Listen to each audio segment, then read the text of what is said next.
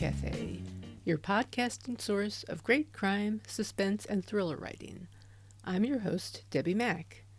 Before I bring on my guest, I'll just remind you that the Crime Cafe has 2 ebooks for sale, the 9-book box set and the short story anthology. You can find the buy links for both on my website, debbimack.com, DEBBIMACK.com, under the Crime Cafe link. You can also get a free copy of either book if you become a Patreon supporter. You'll get that and much more if you support the podcast on Patreon, along with our eternal gratitude for doing so. Hi, everyone. I'm very pleased to have with me today a crime writer who's also a working fireman or firefighter, if you will. He's a lieutenant with the Philadelphia Fire Department. If you'd like to enter a giveaway for a copy of his novel, 3 Hours Past Midnight, just go to my blog and look for his guest post.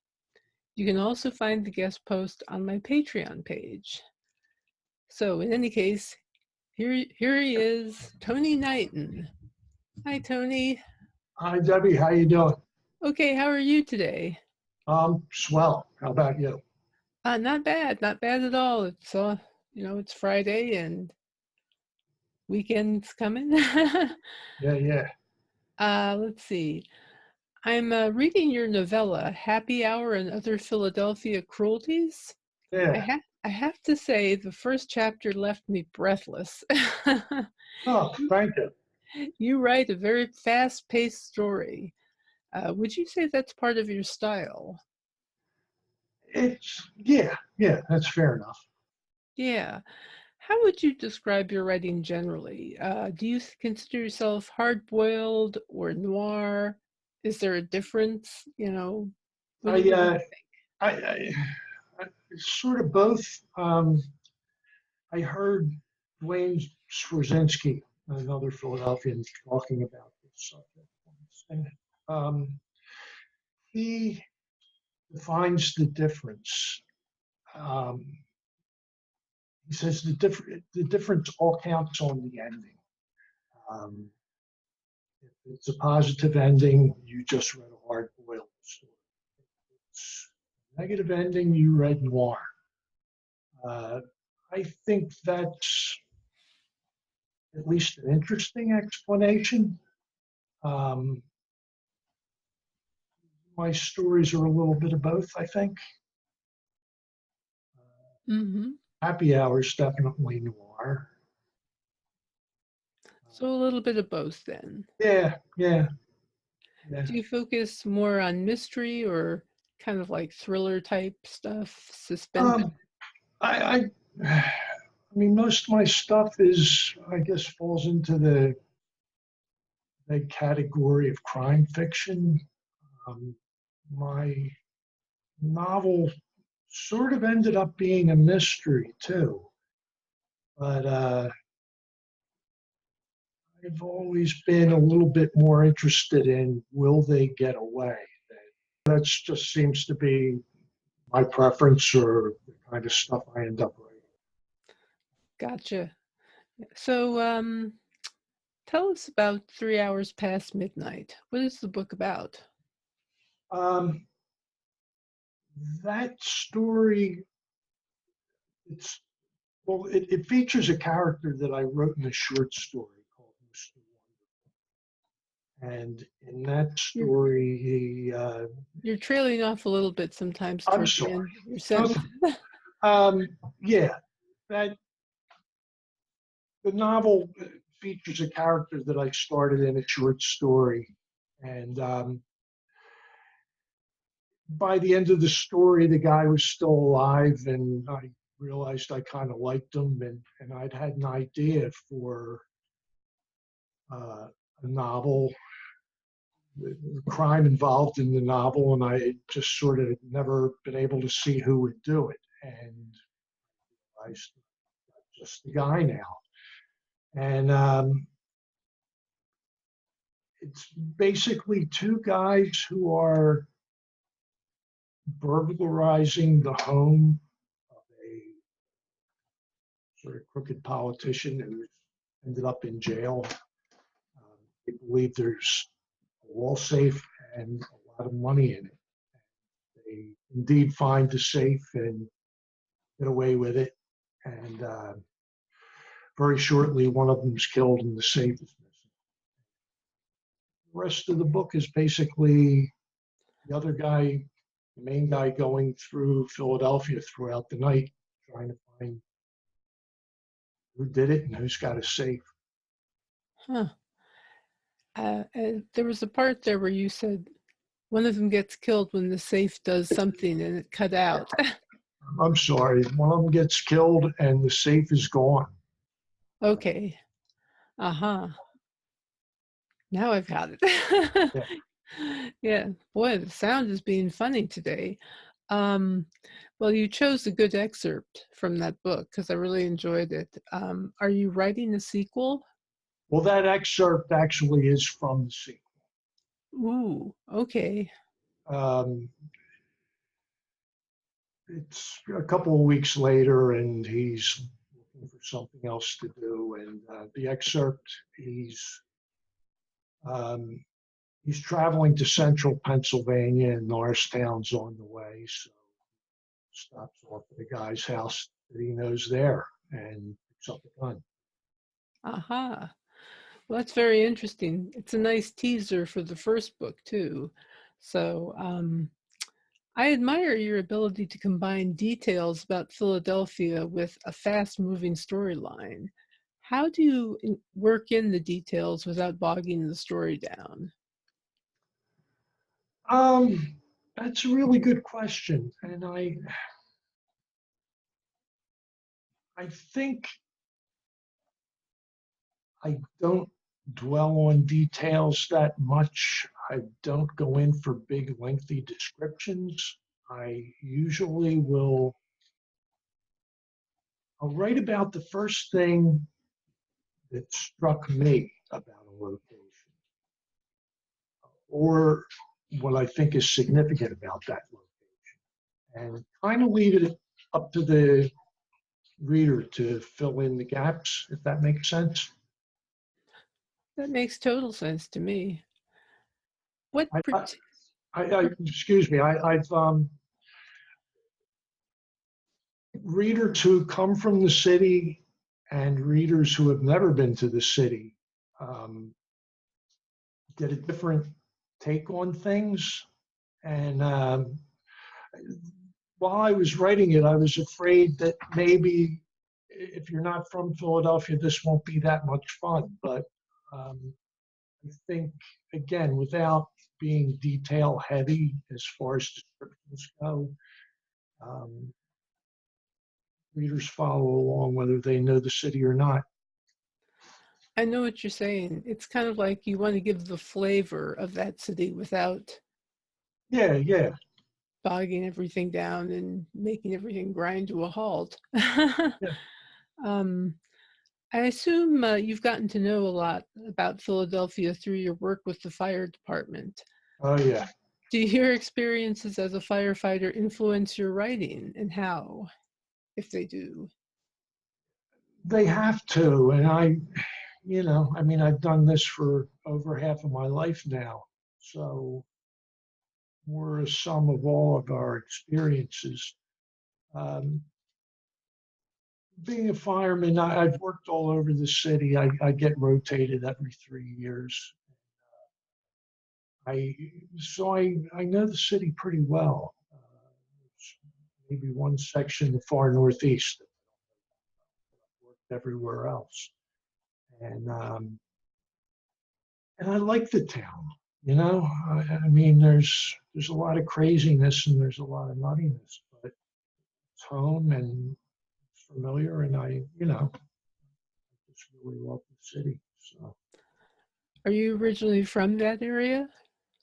actually, no, I came here when I was in third grade, which means I'm still the new kid.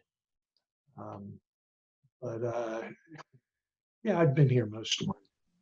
So Where were you from originally?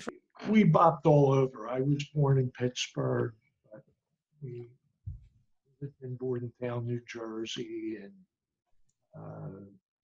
we were in Shreveport, Louisiana for a while.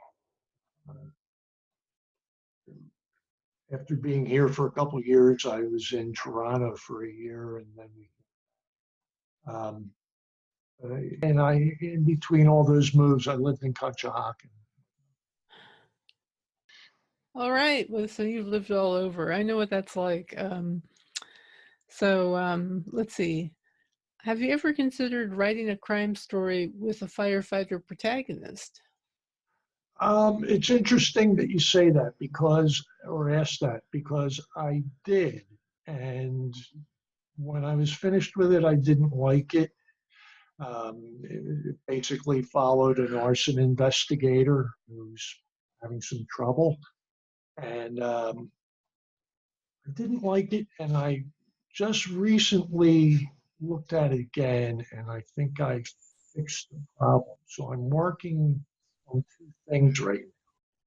On my sequel to 3 Hours, and uh, I'm cleaning up this thing that I wrote a while ago. And it does involve the fire department and a fireman, and there's fires. And this is going to be a novel, the thing you're working on now? Maybe I cut a lot out. That's Hmm. what I had to do to fix it. So it might be a novella, it might be a novel, might be in between. I was going to say, do you have a preference for writing short? Because I noticed you started with short stories and the novella before you came out with your novel.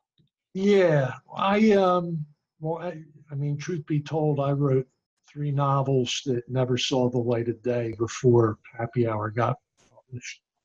Um, my writing's very spare. I uh, I can sit down. I can sit down at something that I've been working on, and my on a productive day, my word count will have diminished. Um, I, I, uh, I appreciate that kind of writing. I mean, I do like. There's a lot of people who write very lush sorts of stuff, and I enjoy their writing too. But I sort of figured out early in the game that if I write very simply and very spare, um, I can turn out professional sounding prose. Um, so that's kind of what I go with. That's interesting because you'd be perfect as a screenwriter. Have you ever considered that? I did with my brother, and we got into a fight on the first page. So that was sort of the end of that.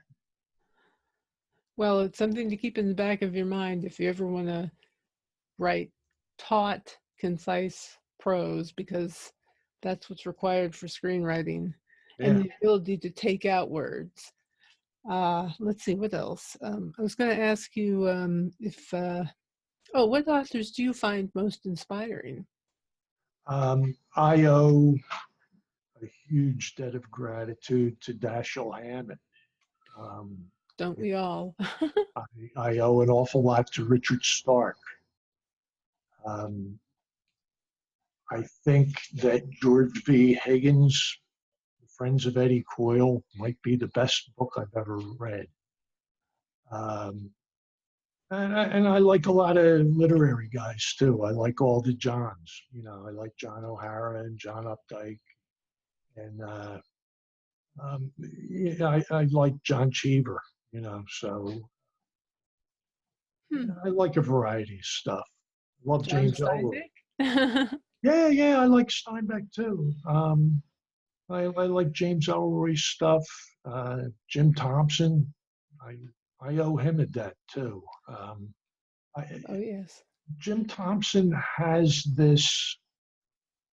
I mean, every book of his that I read, he has this delicious way of making everything crappy. Everything is seamy. Everybody's on the tape. Everybody's crooked, and it's just wonderful the way he does it. And the early Richard Stark books were sort of like that. The world is bad, and I I think some of that rubbed off on me. I kind of like that. Those are all great influences, great writers. If someone asked you how to get into either firefighting or writing as a career, what would you tell them? Oh man, um, I know in Philadelphia it helps a lot to have been in the service. I got 10 points for my military service added to my initial civil service test. Um, I had worked as a roofer before I got on the fire department, and crappy construction jobs gave me a knowledge of construction, how buildings are put together, and laddering. I probably learned most of what I know about carrying and raising and climbing ladders from before I got on the job. Um, so all that stuff helped. As far as writing, I mean, just get a pencil and a piece of paper and start putting it down. Um, Hang out with other writers, look at their stuff, get them to look at yours. Read all the time. I think that's how that's how I broke in. Take some classes. That's great advice, all of it. Um, I have to ask, what are your thoughts about the way firefighting and firefighters are portrayed in movies and on TV? It's all pretty silly. Um, Thank the I mean, some of the shows get some of the details right. As goofy as it was, um, Dennis, oh, his name just Dennis went out of my Leary? head. Yeah, Yeah. his Rescue Me. show, Rescue Me. they, yeah, that sort of hit part of it pretty well because the workplace, it was a comedy, and the workplace is a comedy.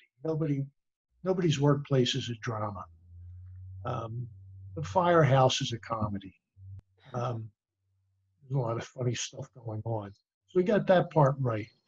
The um, the thing about firefighting is nobody really sees what we do. The stuff that civilians can see us do, they could do. They could do it too.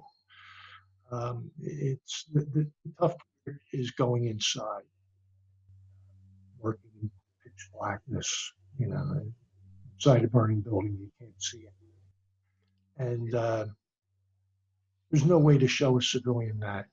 There's no way to show it in a movie. So none of them really get it right, But Yeah, I'm sure police say the same thing about cop shows. sure. I know lawyers say the same thing about lawyer shows. Yeah, yeah. Well, is there anything else you'd like to say before we finish up?